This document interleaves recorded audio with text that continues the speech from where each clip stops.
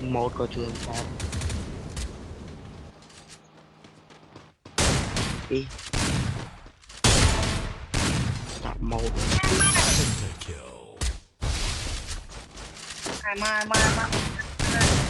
mười nuôi sợ nó quá tiền sao đi khó không lo ta hai cái lên xây cái bánh nghe đây giờ rồi hay chia bánh à bánh cho ta co phải gọn nó à bánh cho ta co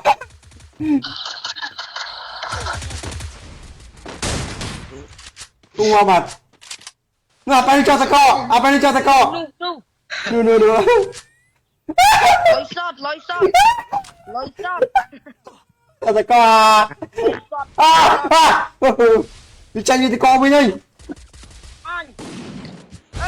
đi tranh đi ta co với không vào luôn tra là lê này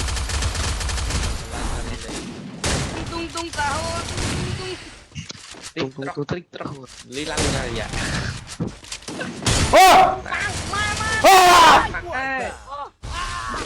đặt một mà mùi gì pi một chỗ luôn đã một VIP mẹ sao mui mẹ mà đang đã một lươn với chui đây chỉ mấy mùi thì bay bán đâu chỉ mà mày ăn nhau mùi thì bay ok con chiến lắm phải nó cho ba mà nhưng mà ăn mua không mà này chưa bọc có thép qua bạn chia muối bạn nó mới cách bật cỏ muối họ lốt tăng thung rau rồi bật xa bội bánh mà tăng ốp cao hay trên cả rồi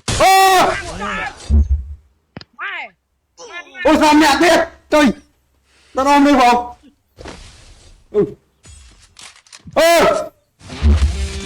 giá mà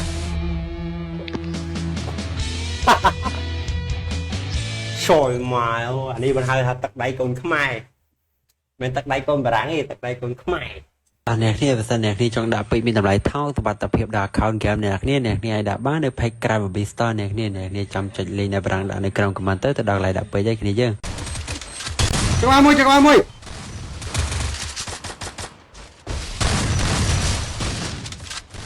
អូយមិនឡើងយើងច្រើនđâuអូយមកជួយអូយព្រីសៃngọc pi nông một tiền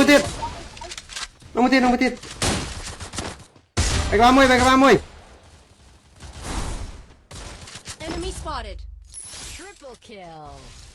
nó lơ ôi giờ snap mà lên hắn rồi Thanks. à pro na mi snap lên bao nhiêu ta hai tiền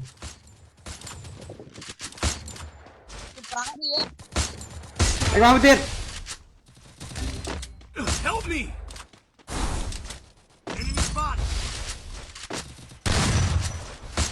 này lấy nhầm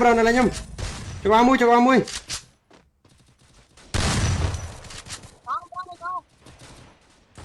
bài ba pi chui ma các bạn tốt này lấy nhầm bài ba mươi tiền thì con lột tha đó không chơi tha khi đây bài nào mà đang buồn khi đây cúp cron này các bạn tốt đánh mùi không chơi tha bài ba mươi Need money for help me! bài ba pi